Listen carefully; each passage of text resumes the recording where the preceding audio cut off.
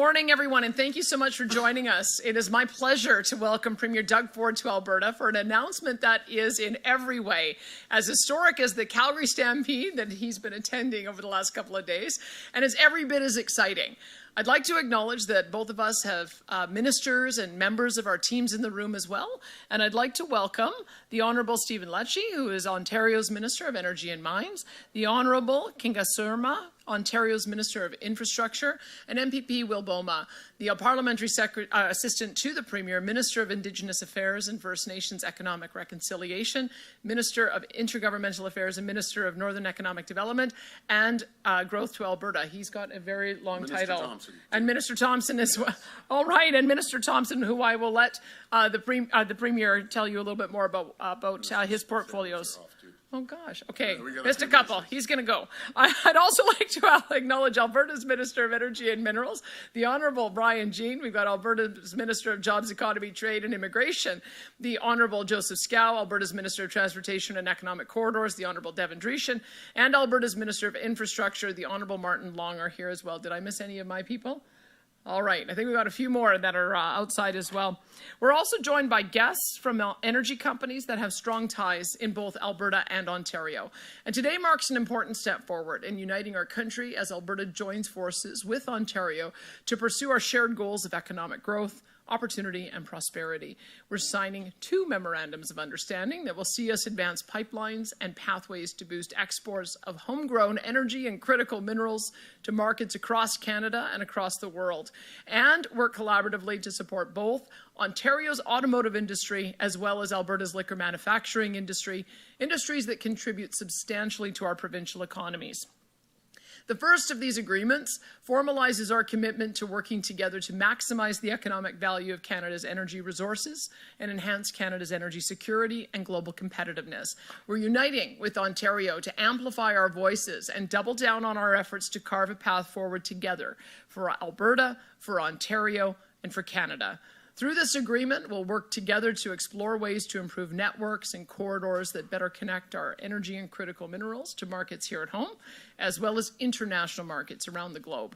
We'll focus on supporting industry efforts to build oil and gas pipelines and refining, processing, and supply chains for energy and critical minerals between Alberta and Ontario. We'll work towards accelerating our exports across industries. And that means we're seeking to add more rail lines to increase capacity and enhance access to ports, including to sites in James Bay and southern Ontario. And we will share expertise to advance development of nuclear energy solutions so our provinces can keep up with the ever-growing demand on Alberta and Ontario's electricity grids. We know there's strength in taking a united front, but we cannot achieve our shared provincial goals without cooperation from the federal government. It's vital that the federal government gets fully on board with creating the conditions necessary to strengthen Canada's economy and competitiveness, improve investor confidence, and grow productivity. Ottawa must answer our calls and remove all federal barriers that have harmed Canada's ability to grow the energy sector and other industries, such as mining and manufacturing. And this includes, but is not limited to, repealing or amending the Impact Assessment Act and the oil tanker ban. We're also working to repeal the net zero power regulations and the proposed oil and gas production cap. We also call on the federal government to repeal their electric vehicle mandate that comes into effect next year. Last year, only 4.2% of the cars sold in Alberta were zero-emission vehicles. And the federal government's EV mandate says that 20% of cars sold in 2026 must be zero-emissions vehicles. We buy about 200,000 cars, so that would be about 40,000 cars.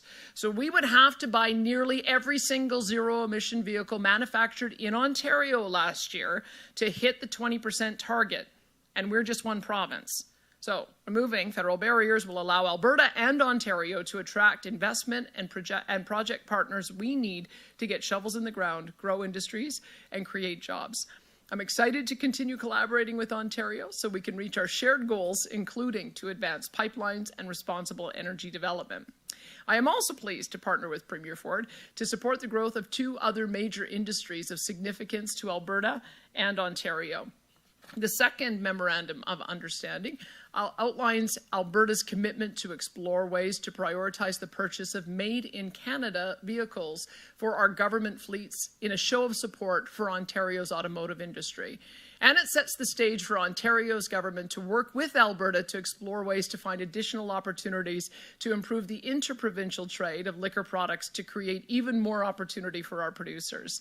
Today's signing marks an historic partnership founded in a mutual ambition to reach the full potential of our provinces, to grow our list of global customers for our energy resources, and to achieve long-term prosperity for all Canadians.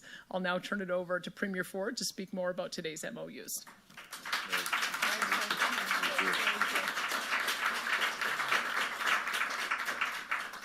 Well, good morning, everyone, and boy, I've had a great time here in Alberta, and I love Calgary and the people here.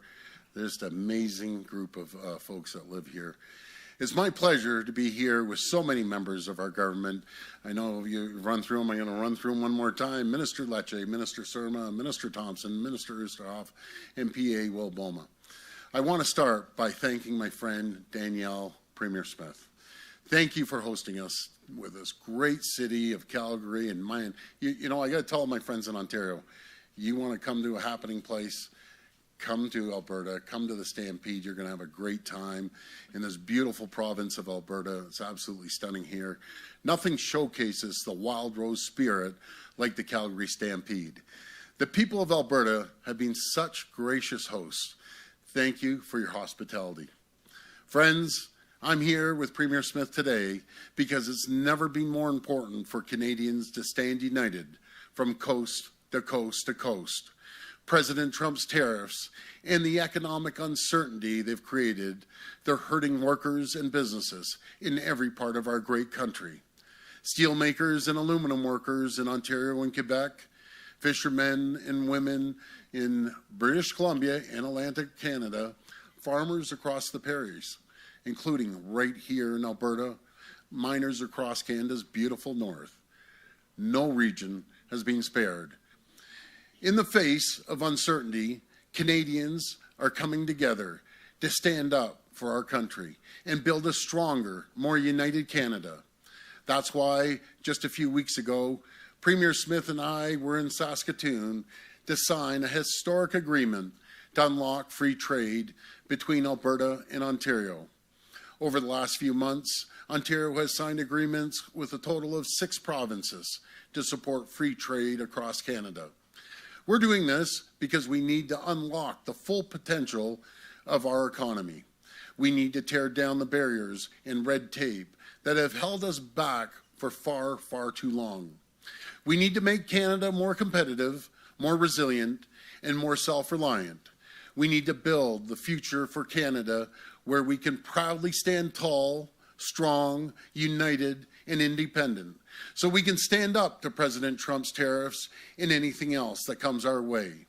That's what brings us here today, to sign 2 new agreements between Alberta and Ontario that will open access to new markets and create thousands of new jobs across Canada. These agreements are transformational. Ontario and Alberta are working together to build new energy and trade infrastructure, including pipelines and rail lines, so we can unlock the full potential of Canada's economy by diversifying our trading partners and bringing our natural resources to new customers and new markets. Built using Ontario steel, new pipelines would connect Western Canadian oil and gas to existing and potential new refineries in Southern Ontario. They will also expand export opportunities, bringing Western oil and gas to new tidewaters right across the world, including by way of a potential new James Bay deep sea port in Northern Ontario. New rail lines would connect Ontario's Ring of Fire region, critical mineral mining projects, and processing facility to Western Canadian ports as we build an end-to-end critical mineral supply chain. This is how we diversify our trading partners. This is how we make ourselves less reliant on the United States. This is how we secure the future of Canada. To move these ambitious projects forward, Ontario and Alberta will soon launch a joint feasibility study to determine the best route for economic and energy corridors, make recommendations on what financing and commercial tools might be needed to de-risk, and learn how we can best support homegrown supply chains, including Ontario's steel sector and our great steel makers. As we build the future of Canada, we will always meet our duty to consult with Indigenous partners and support their involvement with historic funding to help First Nations become equity partners in these nation-building projects. This agreement is a big step forward. To succeed, to build a more competitive, resilient, and self-reliant future, we need the federal government to do its part. We need the federal government to cut red tape and bring regulatory certainty so Canada can attract the kind of private sector investments that will be critical to build this energy and trade infrastructure. No one will build a pipeline to Tidewaters if there's a ban on tankers. This is the craziest thing I've ever heard, a ban on tankers. No one will invest in opening a mine if it takes 15 years to get it to yes. It's time to end excuses, and it's time to start building, and we need to start building now. As part of our agreements today, we've also agreed that Alberta will prioritize Canadian-made vehicles for its government's fleets. For our part, Ontario will support the increased availability of Alberta beer, wine, and spirits, and they have some great wine and spirits and beer coming. You could just see it outside. Everyone's having a few cold ones on Ontario store shelves. Friends, this is how we protect Canada. We need to protect together to unlock the country's full potential. We need to build infrastructure that will bind Canada together and support workers in every part of the country. We need to respect and celebrate every province, every territory, and do everything in our power to help workers, businesses, and communities thrive. I'm honored to do my part to help the amazing people of Alberta, and I thank my friend, Premier Smith, for helping the people of Ontario. We're going to keep working to build Canada. We're going to stand united. We're going to protect the true north, strong and free. Thank you, and may God bless the people of Canada. Thank you. I think I'm going to the far end.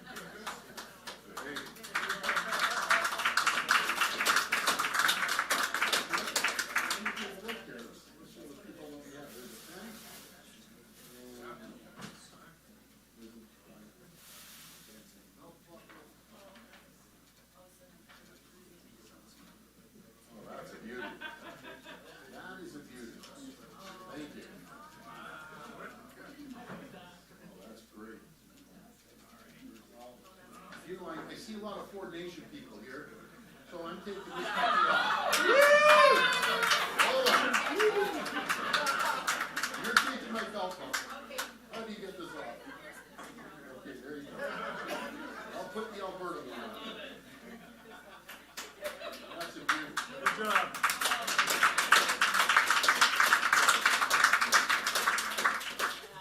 Let me tell you a funny story yesterday, Danielle. Okay, so we're sitting at the table, and I just got this belt buckle. See, it only has two little things and a big gut like mine. Pop these things out. So as soon as they said Premier Ford come up, bang, my belt buckle fell off. And that was it. I was doing. So we had a choice of whether to put it back on or just whip the belt right off. Well, and he whipped the belt off, and I was saying to Scott, if his pants fall down during this stage, that would not be good. I have a body like Arnold Schwarzenegger, but what do you do? I had to wait for the first one. There we go.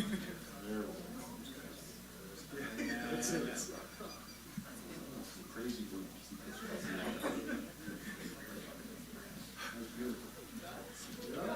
All right. Oh, this is a movie.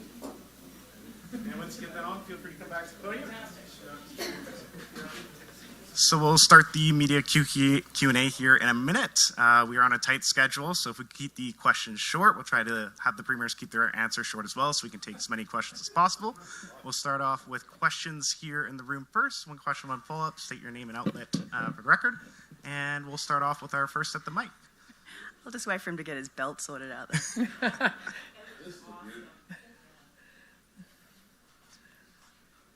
oh yeah. Oh yeah.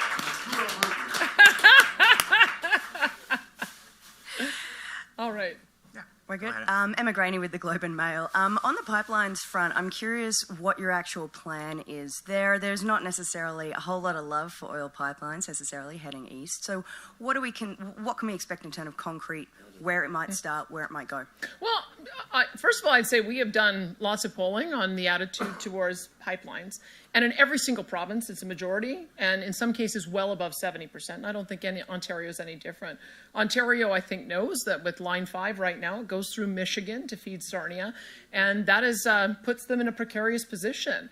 The governor of Michigan has been trying to shut that pipeline down for years. And so we have always felt that having a Made in Canada solution with a pipeline option going to not only Ontario and Quebec, it just makes sense from an energy security point of view. And the world changed in November. And I think Canadians understand that we've got to start acting like a country. We've got to start supporting each other. And I think that is the prevailing sentiment in the country. But I'll let Premier Ford speak for his own people. Well, thank you, Premier Smith. Premier Smith was bang on. We have the governor of Michigan constantly threatening to close down the pipeline. Do you know the disaster that would create in Ontario? It would basically shut down Pearson International Airport, largest airport in the country. Prices would go through the roof. I'm tired of relying on the United States. And let's make no mistake about it. I love the U.S. I love the American people. But there's one person that's causing a problem right now, and that's President Trump. We want to move forward. We want to build the AMCAN fortress. But the days of relying on the United States 100%, they're done. They're gone. We're going to start being reliant and self-reliant on each other. We have the strongest. We're an economic powerhouse in Canada. We're going to continue growing, free trade being one within all the provinces. That will add over $200 billion to our economy, anywhere up to 6% of our GDP. We have to start diversifying our trade right across the world. People would love great Alberta oil, that love products, critical minerals from Ontario. That's what we start doing, and stop being reliant on our neighbors to the south, because there's uncertainty right now and it's hurting our country. And the fact these are MOUs, I mean, sometimes MOUs don't get a whole lot of traction. What makes this one different? Well, what makes a difference, we're doers. There's a lot of politicians that are talkers, and the federal government, not the present one, because we're hoping we're going to be able to work with the present federal government. But for far too long, for 10 years, under Prime Minister Trudeau, they were treated terribly. The West was treated terribly, Saskatchewan and Alberta. And as I said in our meeting, and you heard it, Premier Smith, we got to start showing respect. Ottawa has to start showing respect to the great folks in the West, especially Saskatchewan and Alberta. I'll hand it over to you.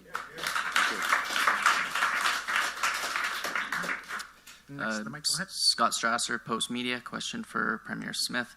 Prime Minister Carney was in Calgary over the weekend. Did you speak to him or any other members of the Liberal government? I kept running into ministers. I feel like we're getting love bombed right now. Everywhere I look, there's a new, either a prime minister or a new a federal Liberal minister, and that's positive. I think they're out here. They're hearing direct feedback about how frustrated the energy industry has been from the last 10 years of bad laws. No one's sugarcoating it. That's what the feedback that I'm getting as well. So they're getting it pretty straight, and I'm glad they're hearing it. And so I did happen to have a crossover with the Prime Minister at the Carpenters Union event, and he and I chatted a little bit about his pancake flipping technique, which needs a little work. And that's fine. He can come back and do some more practice. But I understand that he told the media there that he thinks a bitumen pipeline to the northwest BC coast is very likely to be on the large projects list. And I think that is a very positive sentiment. We've got a little bit of work to do to see what that will look like. But we've been very actively engaged with the pipeline companies, asking them what they think the best projects are. And notwithstanding the project that we hope to work on today to James Bay, having an access to the Northwest BC coast is essential to being able to get to Asian markets, and that's the one that we hear the most enthusiasm for. So we'll work with the Prime Minister on that and hope to have some good news in that regard in a few months. Thanks. Hi, Chris Farco with the Calgary Herald. This is a question for both of the premiers. It's been several years anyway since the Energy East project died. So I'm wondering, how will this MOU actually lead to a west-east pipeline going forward? Under what timelines, and how are you going to get a private sector participant involved? I would say that let's work with the different options that we have on the table right now, and there's many ports we can go to. I mean, we've talked about 3 ports really on the BC coast. We've talked about a port up in Grays Bay, potentially port at either Churchill or Port Nelson. This one would be a port at James Bay, and the idea behind that would be, let's get some icebreakers in there, maybe build out some additional rail and road infrastructure, and then it could be a multi-purpose port, not just for oil pipelines, gas pipelines, propane, but also food, fiber, manufactured goods, and critical minerals. That to me is where I think that I would like to go with this MOU with the Premier of Ontario, and that allows for us to get not only the product out and over to our friends on the East Coast by ship, but we can also get it onto Europe. So if that is in the realm of possible, then let's work on that. And then maybe I'll sign another MOU with my friend Francois Legault at some later point to see if we can get further east. Well, you're asking about investment. First of all, you have to get the buy-in from the provinces, and we're going east, and I'll tell you, Ontario is 100% in on this project. We had the opportunity, myself and Premier Smith, to meet with a tremendous amount of business people in the energy sector. And I'll never forget, as one person said, there's tens of billions of dollars we want to invest in Canada, but the regulatory burden is just ridiculous. I don't want to bring my money down to Texas. I don't want to bring it down to North Carolina. These are the opportunities and the jobs we're losing, Canadians are losing, because just regulatory bodies, and it's just red tape, regulation. We need to get rid of all the red tape and regulations. We could be the most prosperous, strongest, richest, wealthiest country in the entire world. You know, I'll never forget when I met with our First Nations partners when I was in Toronto, and one of the chiefs said, we could be like Saudi Arabia. I almost jumped over the table and hugged the guy. This is the mindset we need. We need everyone working together. We need to give prosperity to everyone, including First Nations communities, the provinces, the territories, our great country, and most important, the people of Canada. That's what we need to do. There has never been an opportunity that I've seen that the province, the federal government, First Nations communities are working together, and that's how we make things happen, and that's how we become the most prosperous nation in the entire world. Follow-up question for Premier Smith. Looking west to the Port of Prince Rupert, you've talked about having discussions with pipeline companies. What's the status of those talks? And what's also the status of the talks with the Pathways Alliance Are you confident you can get a deal on both fronts this year? We are linking those two projects together. I know that the Pathways group of companies have been advocating for their Pathways project for some time, and even predates me. And it's a net zero by 2050 proposal that would include carbon capture, utilization, and storage, would include decarbonizing production through things like perhaps hydroelectric power, maybe small modular reactors. That's part of their plan. And then direct air capture for kind of that last mile. And we've got carbon engineering that is returning to Alberta, and a direct air capture facility in central Alberta as a result of that. So I feel like they have done a lot of work on scoping out what that project would look like. I know that they have been talking with the federal government. The federal government has expressed enthusiasm for that. But we have said that you can't just add $20 billion of additional cost to the industry. There has to be additional revenues to pay for it. Whether you are able to use the CO2 for enhanced oil recovery, that becomes a revenue stream, or whether you're able to build a new bitumen pipeline for export. If we had a 1 million barrel per day bitumen export pipeline off the West Coast, that would generate at today's prices $20 billion a year for GDP, of which governments get, somewhere around 40% of that, year after year after year. So you put that into context over a 20 or 30 or 40-year period with a $10 to $20 billion investment in carbon capture, that makes sense. But just putting additional cost on an industry and then threatening them with production caps through an emissions cap, that doesn't make sense. So those two conversations have to happen together. I would hope that we would see... it needs to be fast. I would hope that if we're going to have a 2 years to yes, then we have to have a months to first step, right? So I'm intending for there to be, we would hope be able to move forward by the fall, that we would have something concrete. I'd love to see it on the project list by the fall. We have time for a couple more questions. We'll go to next. Chris Brown, Cross Border Network. This question is for Premier Ford, actually, and then I'm hoping that Premier Smith can respond as well. More and more communities and businesses are looking at SMRs out here in Alberta and in Saskatchewan. I know Darlington is underway with their updates and their SMR.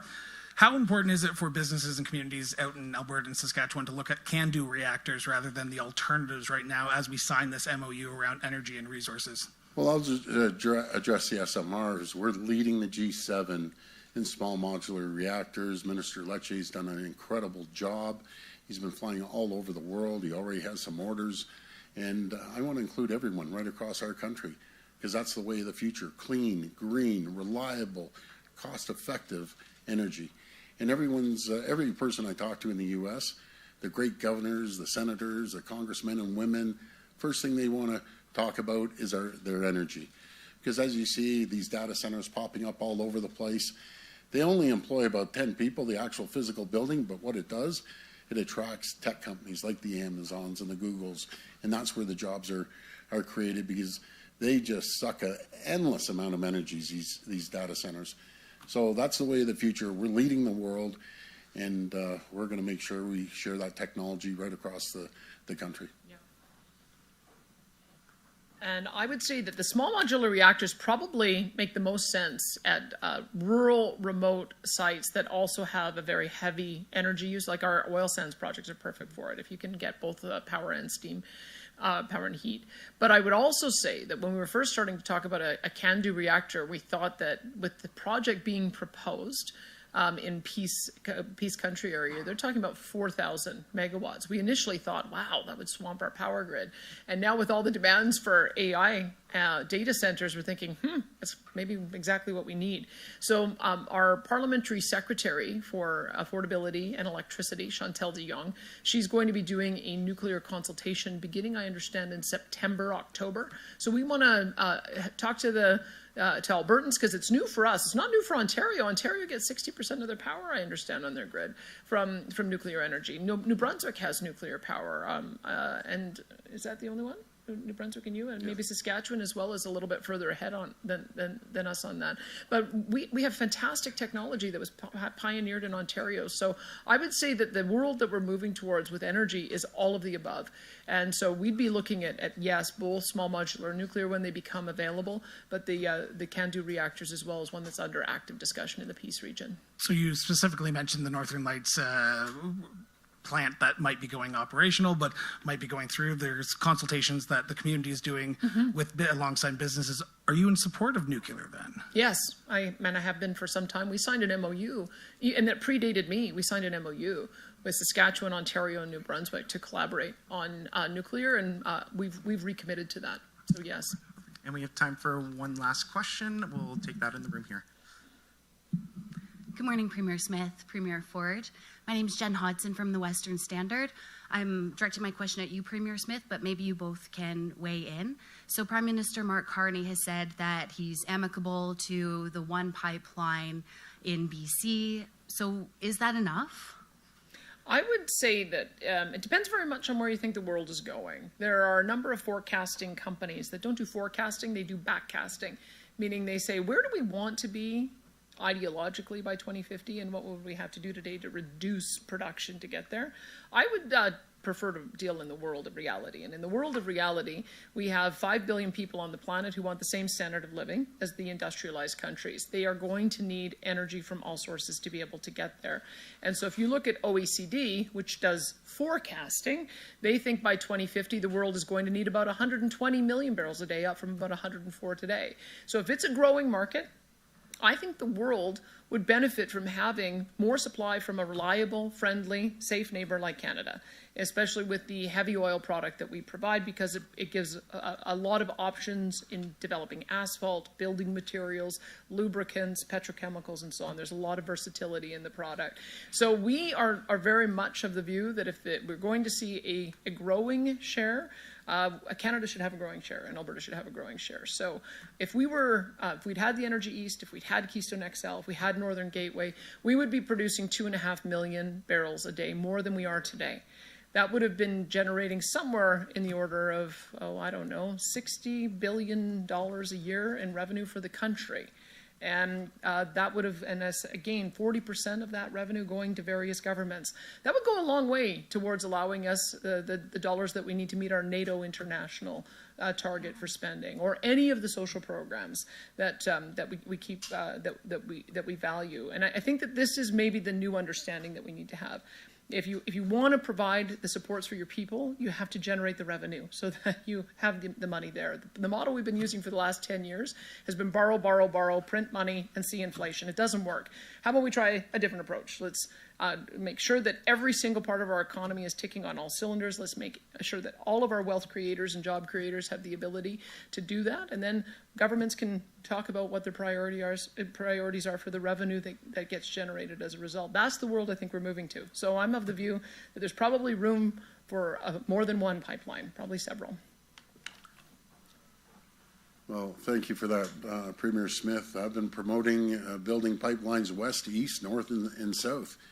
As you just heard Premier Smith say, 2.5 million barrels is our potential.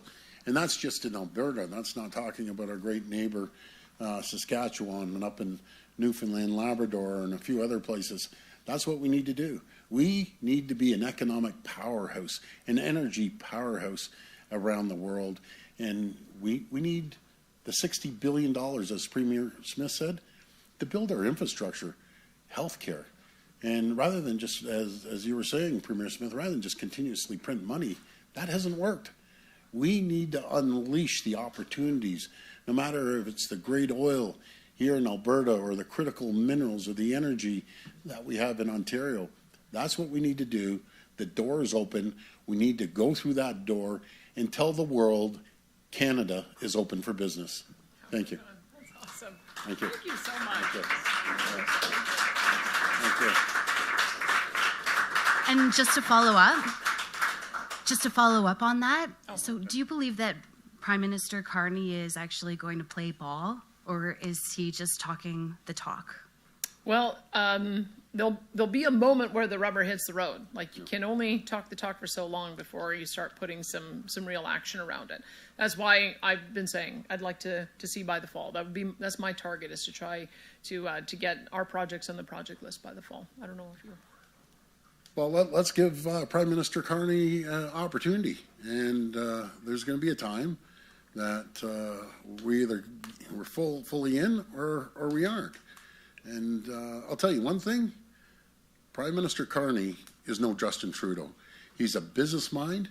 He's run massive multi-billion-dollar businesses, and he's bringing the business approach to the federal government that hasn't had that approach in the last 10 years. He wants to get things going. He comes from Alberta. He believes in prosperity, opportunity. He believes in cutting waste, because we've seen the government, federal government, grow by 40%. So I have all the confidence that he's going to listen to the premiers and straighten out the federal government once and for all and get rid of the red tape and regulations. And let's see what happens there. But I'm giving Prime Minister Carney the benefit of the doubt. So far, so good. And I wish him all the best with dealing with President Trump as well, because that's going to be a big area of that we can get rid of the uncertainty. But thank you, everyone. Again, Premier Smith, thank you for your hospitality. Thank you for this fabulous belt buckle. I'll wear it proudly. And that's it. We're looking forward to coming to your place. Yeah, absolutely. Okay, thanks, folks. Thank you.